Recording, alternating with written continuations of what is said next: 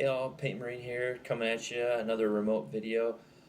Today I'm going to be doing a outside the box of the new Van Saar models. So let me grab a few things. So we're going to take a look at the models here themselves. So I picked up a couple boxes of these actually while I'm out here. Gang War 3, just kind of a flip through. I don't have the core set and Gang War 2 supplements. This is my first supplement, so I mean I'll just kind of be looking through in general. It's a pretty nice book and read, and has the background for the Van Saar and a few other updates for other gangs. Eventually I will be soon getting the rest, but I just wanted to pick all this stuff up now since it just came out. We got the dice, and then the there we go, the gang cards. Alright, so let me reset up the camera real quick so you can get a better view of everything, and let's take a look. Alright, so the first thing we'll take a look at here is the Gang War 3 book. Because I'm in the hotel and the setup is kind of weird, I'm going to have to kind of handhold, so I'll keep it as steady as I can, and we'll try to look through this one-handed here. But basically it just kind of has some nice examples of the models, and then of course you have like all your rules. There's some pretty cool artwork in here too. This is Lady Nico, the Queen of the Claws, Wild Panthers, House Escher. Pretty cool looking artwork. But yeah, so then they have there, and then here's some rules for brutes that you want to have. The Ambot, which is going to be right here, which will be a model coming out from Forge World, is my understanding. And then Organs, or Ogrins, I guess is how you say it. There's another picture of the Ambot, which I think will be a great addition to a Van Saar army, very thematic with the multiple eyes and kind of the spider-esque mutant look. So then we have, what is this, Grub Targson, aka Lumpy Knox, is one of the bounty hunter models that came out from Forge World. So there's a few of them in here that are available from Forge World now. They have some new animal rules, exotic beasts, and like pets that they can take. Like, so here's a swamp croc that Goliath can take. As far as I know, there's no model yet, but I'm wondering if this means that Forge will be coming out with more of these, I guess, animal pet type beasts for gangs to use. Here's was it Searcat or something like that? I think Searcat, Phyrr, for House Escher only.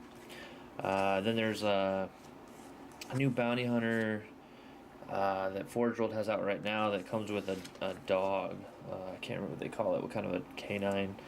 But anyway, it's just interesting, more beasts. It looks like maybe coming to Necromunda. Here's another bounty hunter, Mad Dog Mundo. Or is it Mono? Yeah. Anyway, another, oh, there it is, Mad Dog Mono. So yeah, another one that Forge World has out right now. So yeah, so about what you expect, all different kinds of the rules and some new scenarios. There's a few like Last Stand, Downtown Dust Up, Caravan Heist. I mean, I think there's like 12. There's a lot of scenarios in here.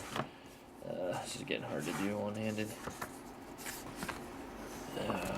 Yeah, Monster Hunt, like just tons and tons.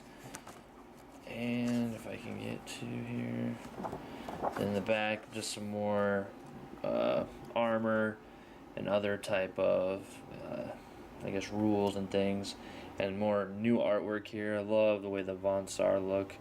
I don't know, I like their futuristic look here to them.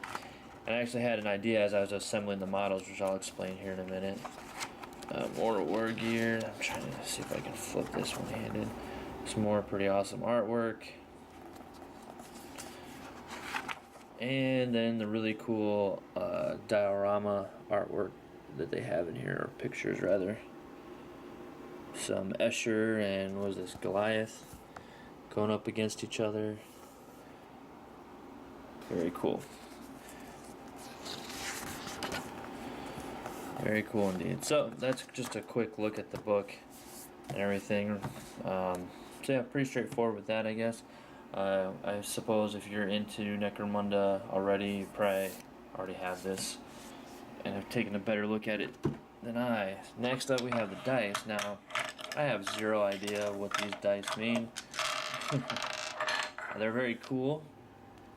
But like I said, I have zero idea because I haven't actually played. So I understand this looks like your standard scatter dice that we're all used to, that played 40k before they got rid of templates. Then we have what look to be fairly regular dice. We have 3 dice that look to just be 1 to 6, with the 6 being the Van Saar arachnid looking skull symbol thing. So we have 3 of those. And then we have these, which I think are injury check dice. So I believe this probably means dead or mortal wound or whatever that means. I know there's like flesh wounds or knocked down and stuff like that. So this might mean like a flesh wound, a broken bone, and then this might mean like a heal. I'm not sure. Again, people that actually play probably know. So please chime in as you know. And I think these are for ammo checks or something to that effect. So as far as I understand, so there's a 1, a 2, another 1, and then another 2, but then there's a 3. Where's that at? Yeah, there we go. A 3, and then this with like a bullet and a 1. So I'm not sure if that's ammo check or jam, or I'm not sure how all that works, but anyway, that's just a quick look there at the dice. And then take a quick look. So we have the gang cards, which kind of already pulled out. So kind of your standard Necromunda symbol on the back. Then you have,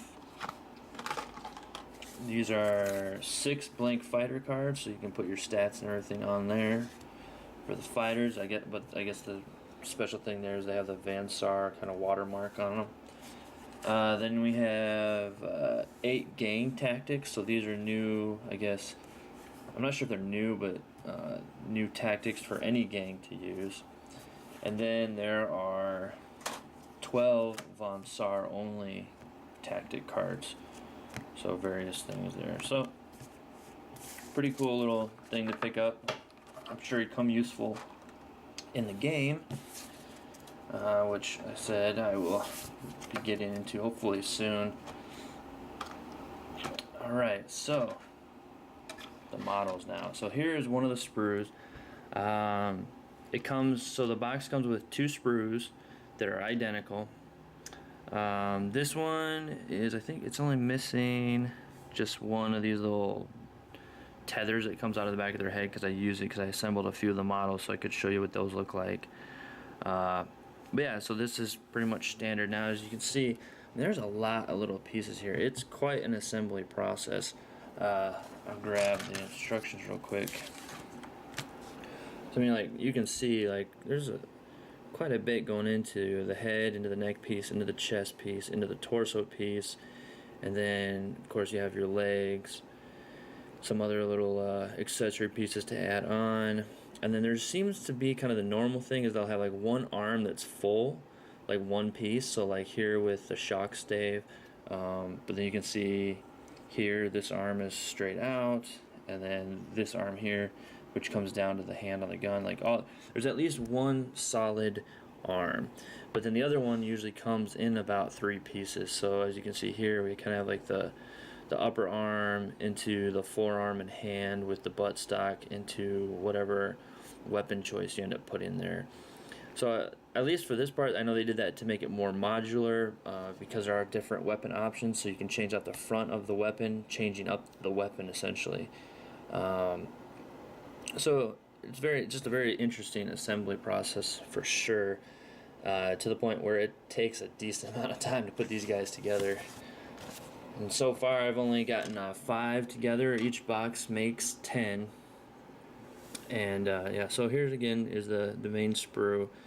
Like I said, you get 2 identical ones. Right here you can see this is the piece that sandwiches this sprue that comes with it also, I should show. So you only get 1 of these per box. So this is that cool new energy shield that they have out. So as you can see, like that bottom piece goes there, and then this piece here goes on top. Now I've not put mine on because I want to be able to prime the model and everything before I put that on. It comes with these, the Necromunda bases, so that was nice. It's not just your standard regular bases. And then here we are. Here are the ones I have assembled so far. So I've just been kind of following along. They're pretty, like I said, they're pretty neat little models, but they're quite